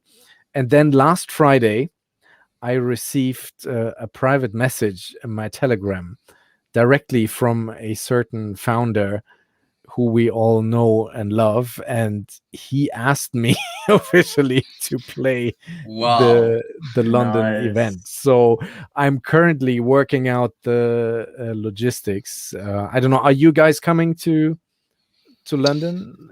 Have you planned that? I really want to, but now not you have 100%. Now you have to. So I'm kind of working out the logistics at the moment with the production team of the event. So I don't know if it will be. So you direct in contact with the whole party production team. Yes. Wow, so I don't know yet if it will be at the event itself or at the after party, because there is also talks of an after party to that on the 2nd. So I will be doing something, but I don't know exactly. But what is the location? I don't know. This is all I know so far. I thought I would try. No, I've been given the contact details of the production team, and we're currently working. So you're booked already for the 2nd, right? So I'm booked, and I'm definitely going there. And but I don't know yet in what capacity I will DJ, but I will definitely DJ in London. Nice. So Misha, we have here exclusive news from DJ Cryptomatic. So you heard it here first. Make a move, right? On Hex Grassroots, and you guys have to come. We have to come. Flights are still cheap. If you see someone from the crowd showing you hearts towards the DJ, it's me, okay? Then you know I'll be there. Awesome. So yeah, we're looking forward to that. Yeah, that will be an amazing party. And if I understood correctly, the whole money that was collected for the tickets is being spent on the event itself. So there's no margin. I mean, Yes. it's a Non-profit. half-day event. Like they booked the Buckingham Palace or what? No, but it's really London. expected. London is super expensive. So But it must be like 150K, 150,000 pounds or something. So yeah, it must be fantastical. It will be a big thing for sure, but it's not that much money, I would say, for an event like this. So this will be in a very exclusive kind of setting, and with a probably big, a hotel ballroom, right? Something like this, with a big production, lights and stage and music and all kinds of things happening. Maybe music artists performing. I don't know. Like open bar, probably. So that's expensive. Yeah, they said there will be drinks and light bites. Nice. So.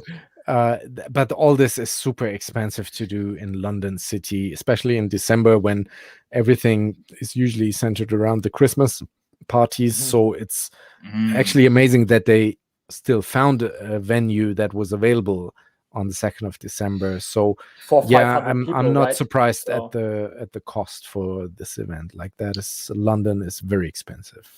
Yeah. And is London, from your DJ's perspective, was it always a hotspot like Berlin and Ibiza? Or yes. It's I lived 4 years in London. From 2008 to 2012. I was living in London in the Canary Wharf area, where the financial district is. More east side, yeah. More East London, and those were, from a clubbing perspective, my best clubbing years. Like I didn't DJ, but I was going to these clubs, and you went to some nice places. See big, the Fabric Club, that was my favorite, on a Friday night with a drum and bass. Wow. And you could like have Stamina MC live on stage, and LTJ Bookham playing, and like really big names in the drum and bass scene and techno. And that's when dubstep also started around this time. So yeah, those were fantastic clubbing experiences in London for sure. All will come back on the 2nd of December. Yeah, we'll see.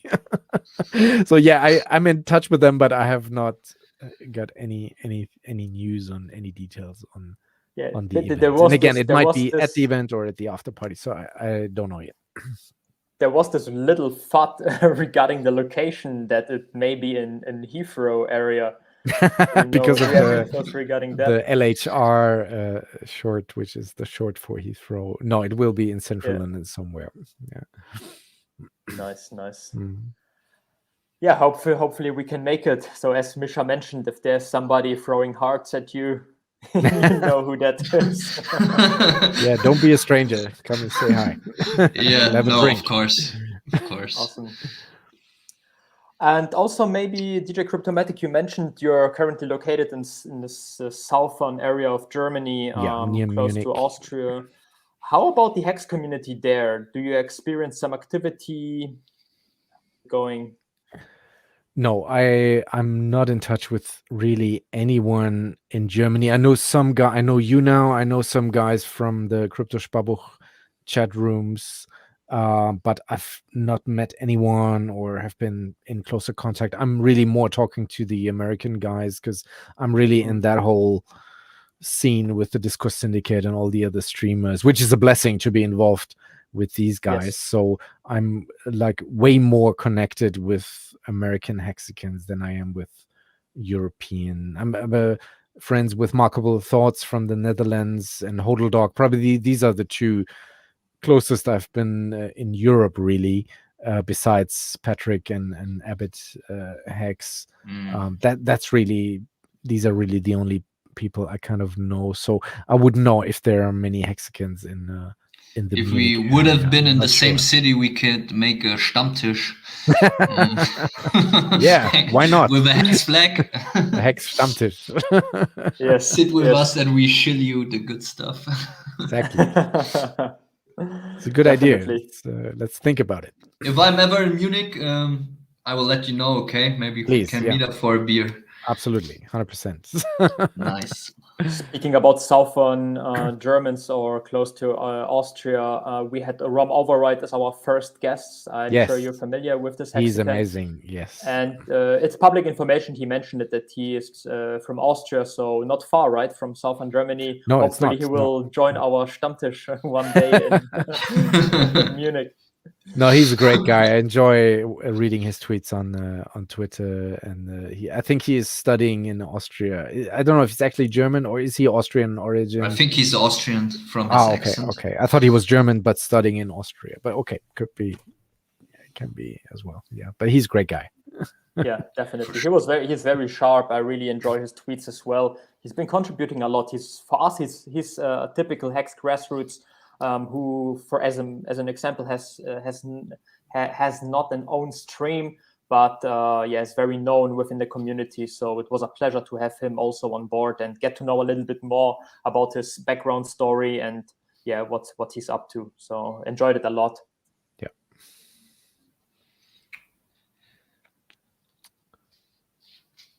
All right. 1:35 in. And we're still pumping. Let's see the 19 countdown. cents. Yeah, let's check the price. What do we have here? 190, nice. So the pump is still holding strong with our live stream. We'll see. I think we're definitely broken out of a channel here. At least I have it on the 1 hour chart now. So that's 1 hour chart what you have as well. So I think this long trending downward slope, we might have broken out of that, but it's still not a convincing pump. We would need to see more to really become bullish. But corrections happen. This has happened many times in Hex. It's part of the game. I was a bit, I'm not happy about this dump. I think it's a bit harsh. I've seen too many addresses dumping millions and millions of Hex, so that makes me question a little bit. Why do this? Why FUD your own bag like that, and why push it down? That is really, I'm questioning that. I'm not worried about it. I'm not worried about Hex. I'm not crying. I know this will recover and this will definitely bounce back and reach new all-time highs. Richard even said it. Hex is he put out a tweet the other day. Just it's normal. Hex is doing its thing. Dips are in the game. That's how I look at it too. And especially none of the fundamentals have changed. I said this on Kinetic Stream earlier. We have, if you look on your Staker app, you can see every day at least double the amount of people buying than addresses selling. That is very bullish. We got so many things going on with the London event, the Crypto Sparbook USA tour, onboarding people, Pulse Chain on the verge of launching at some points with potentially the documentary doubling our back, the documentary. There's so many positive things, nothing. The OA is not selling. There's no reason to be worried, and still people get fudded out of their positions like that. It's that's a bit disappointing, I would say. So I'm not happy about how this whole dip went, but I also know that this is not the end of Hex. But how do you think it works out? Like these, you mentioned those who are selling so much, they must be eventually empty their wallets, and then it goes back up because the sell pressure is not so high anymore. Or how would you say this could play out? Yes, that's when it will stop, and new people will get in and will reach new all-time highs, and these people are then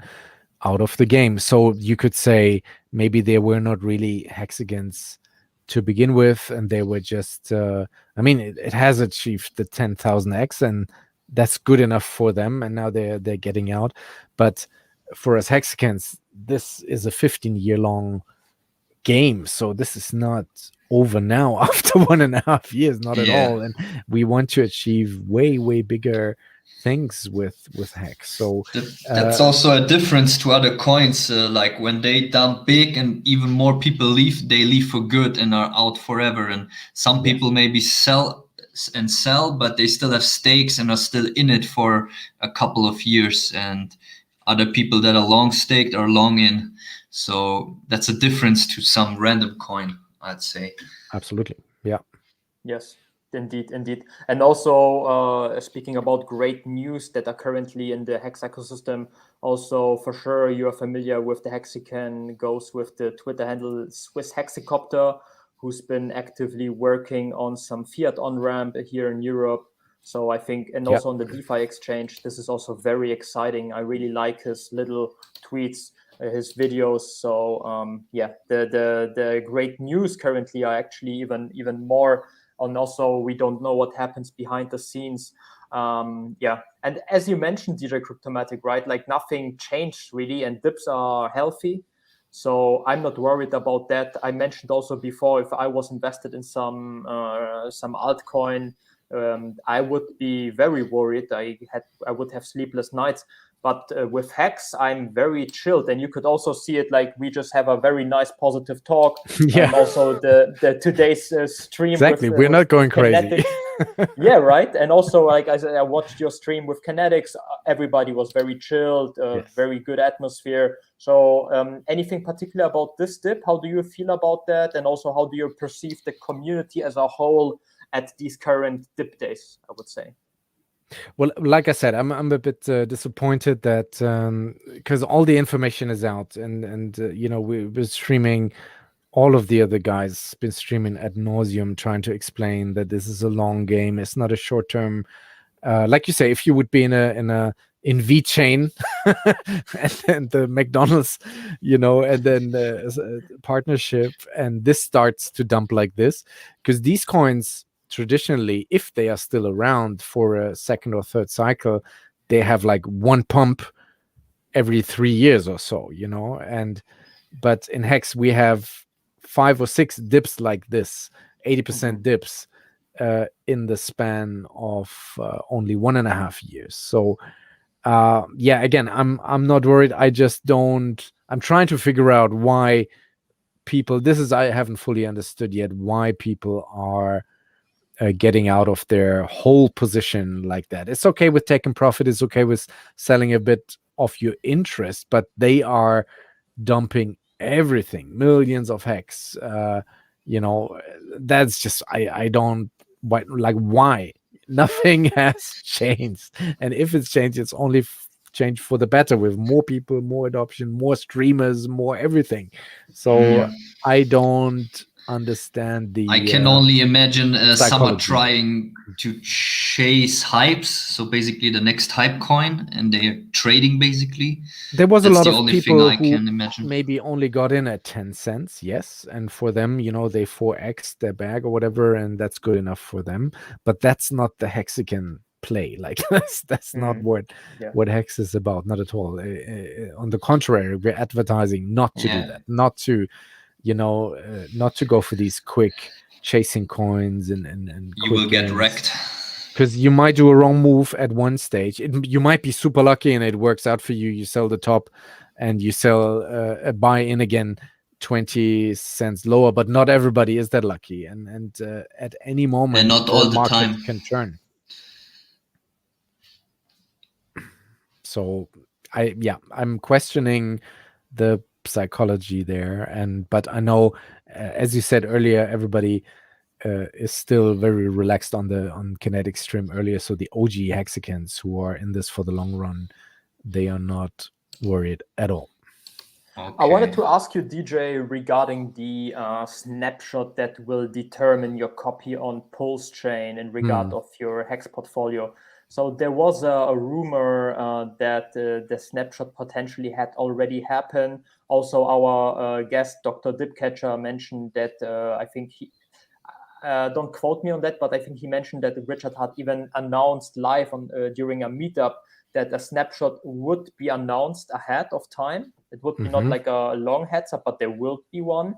I wanted to ask your opinion or what you heard from the other community. Is there a chance that the snapshot already happened and that's why people dump their e-hex because they already have the copy for p-hex?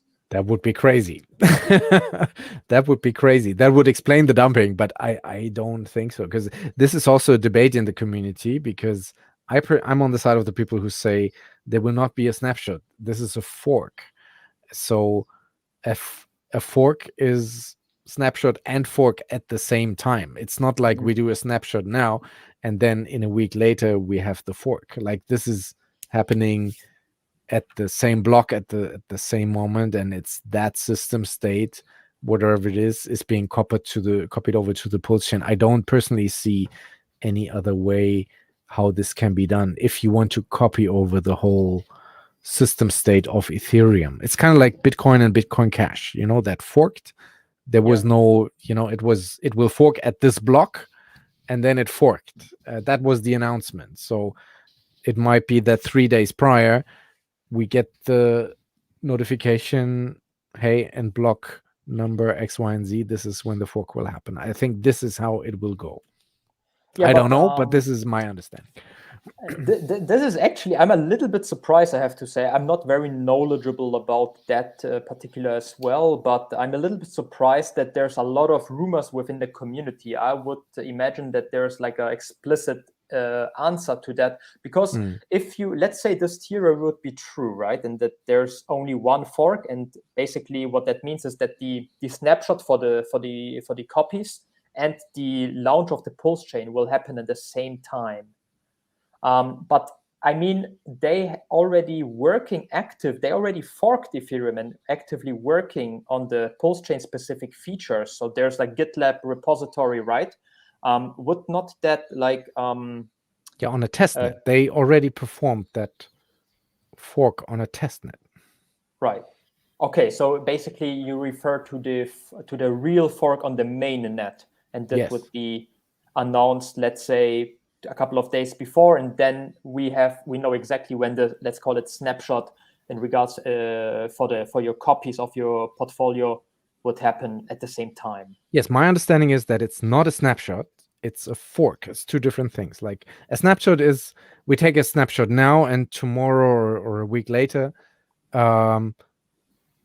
we have everybody's wallet balances basically, and this will then be applied to a new system.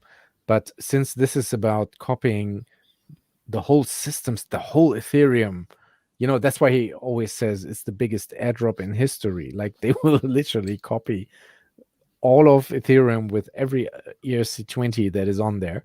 And I think this will be like the Bitcoin Cash, like Ethereum to Ethereum Classic. They will say at block height number, at this block number, this is where we are going to fork the chain. And my understanding is that this is how it's going to go. There's a good video on YouTube by Jexa. He's one of the Australian hexagons. If you Google for that or search for that on YouTube, he explains this very well, very articulate in a 10-minute short video, and he breaks down the difference between snapshot and fork. And I think it's a fork at a certain block height, but I'm not a developer. I'm not in part of these conversations. This is just my understanding taken from everything that I've read and heard and seen. So don't take my word for it. It might very well be as well, like you said, there will be a snapshot and a week later we're going to fork. I don't know how that would work, but that might also be But do you think they're working full time on it right now, and they're like in the hot end stage, and that's why we don't see a stream from Richard Hod at the moment? Yeah, I think he's super busy to get this going as early as possible. I think that's what he is. Yeah, this year probably, or sorry, this year probably, or what would you say? I don't know. I mean, according to David Feeder, who is.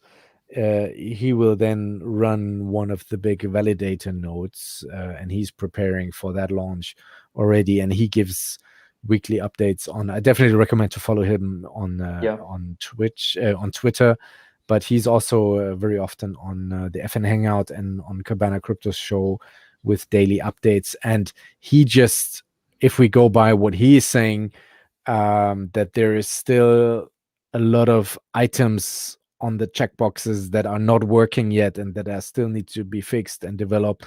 So according to him, and I trust him with the expertise on that because he understands way more about the coding side of it and the server side of it than any of us, I guess. And he says there's no way this can be done in 3-4 weeks. He is expecting February if we are lucky. But then again, you don't know. Richard can pull strings and do the craziest things. We might be lucky and have it earlier. Very difficult to say at this point.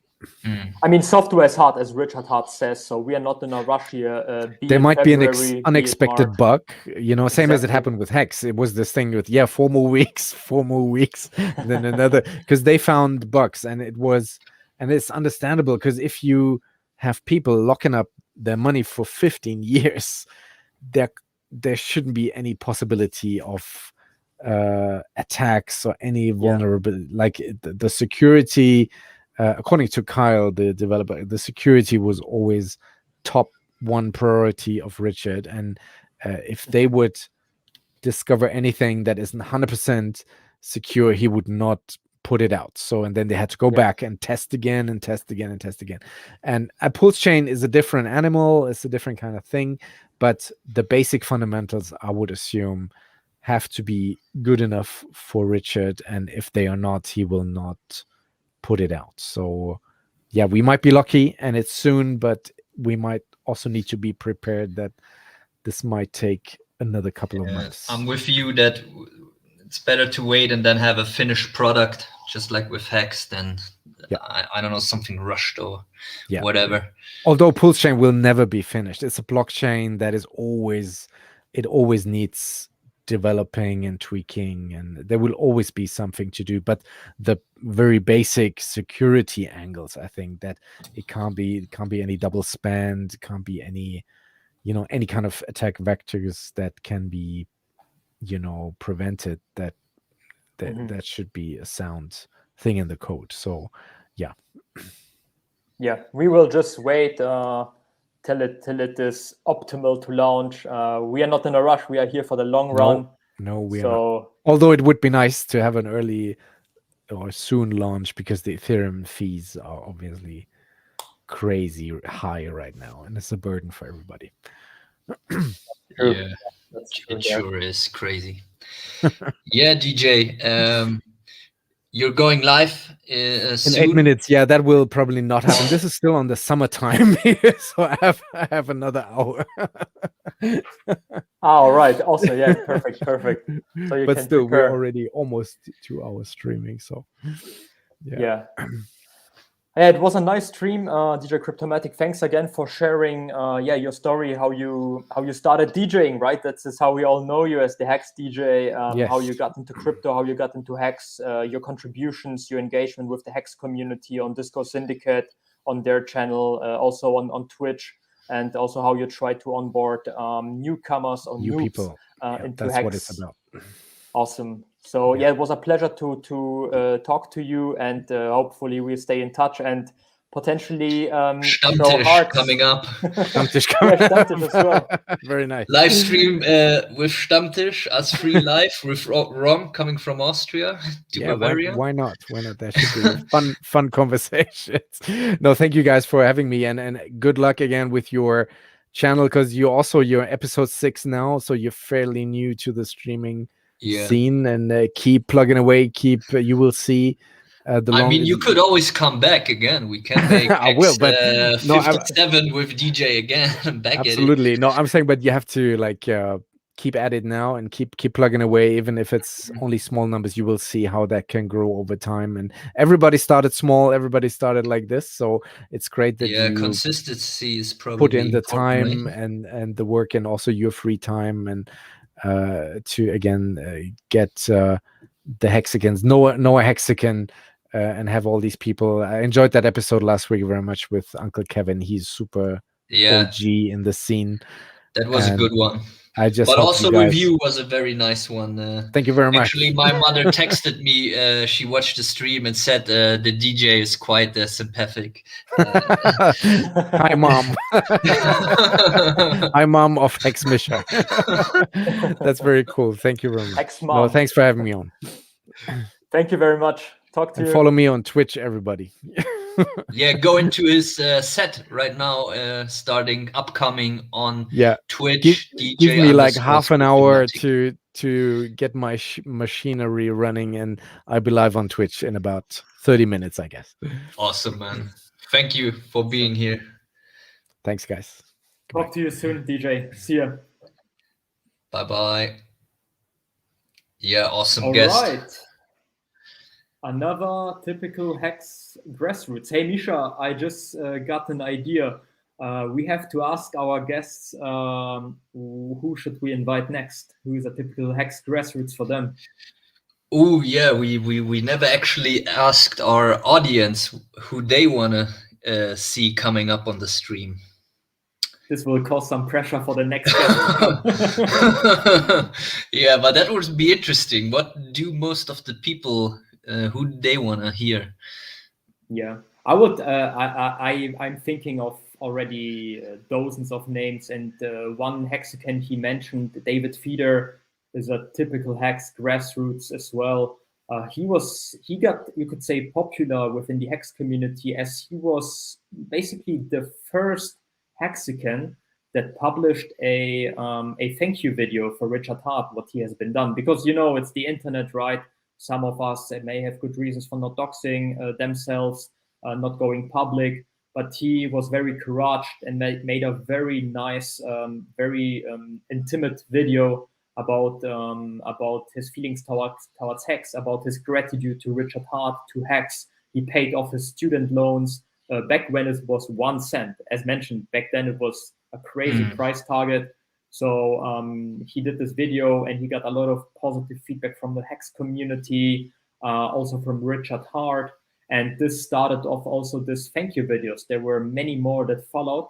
And ever since, he's a solid part of the Hex OG community, you could say. And as DJ Cryptomatic said, he's been contributing a lot. He's running, or he will run a pulse chain validator. So he's more on the technical side, giving us the updates. Oh yeah, that would be actually quite interesting to get someone who's more into the technical side and can talk more about that. I think the audience would love it, and we would love it as well to learn and grow with it. Absolutely, we should try to get him on. Maybe also start a Twitter poll to get back to your idea of asking the audience. And Hexova, he or she is saying get sticker guy from Zurich. Yeah, we've been actually in contact with him already, so maybe he's upcoming. Stay tuned for Hex Grassroots number 7, 8, 9, 10, and whatever is coming. And also reach out to us if you feel like you're a Hex Grassroots, someone that wants to talk about his grass story. We're open, our boxes are open, send us a letter and we discuss everything further. With that being said, thank you for tuning in, guys. Again, I see the chat is going hot, and we enjoyed it a lot talking to DJ Cryptomatics. We'll tune in into his set, which will start in about an hour. Make sure to do the same, and see you on the next show. Bye. Thank you, guys. Bye-bye. See you next time.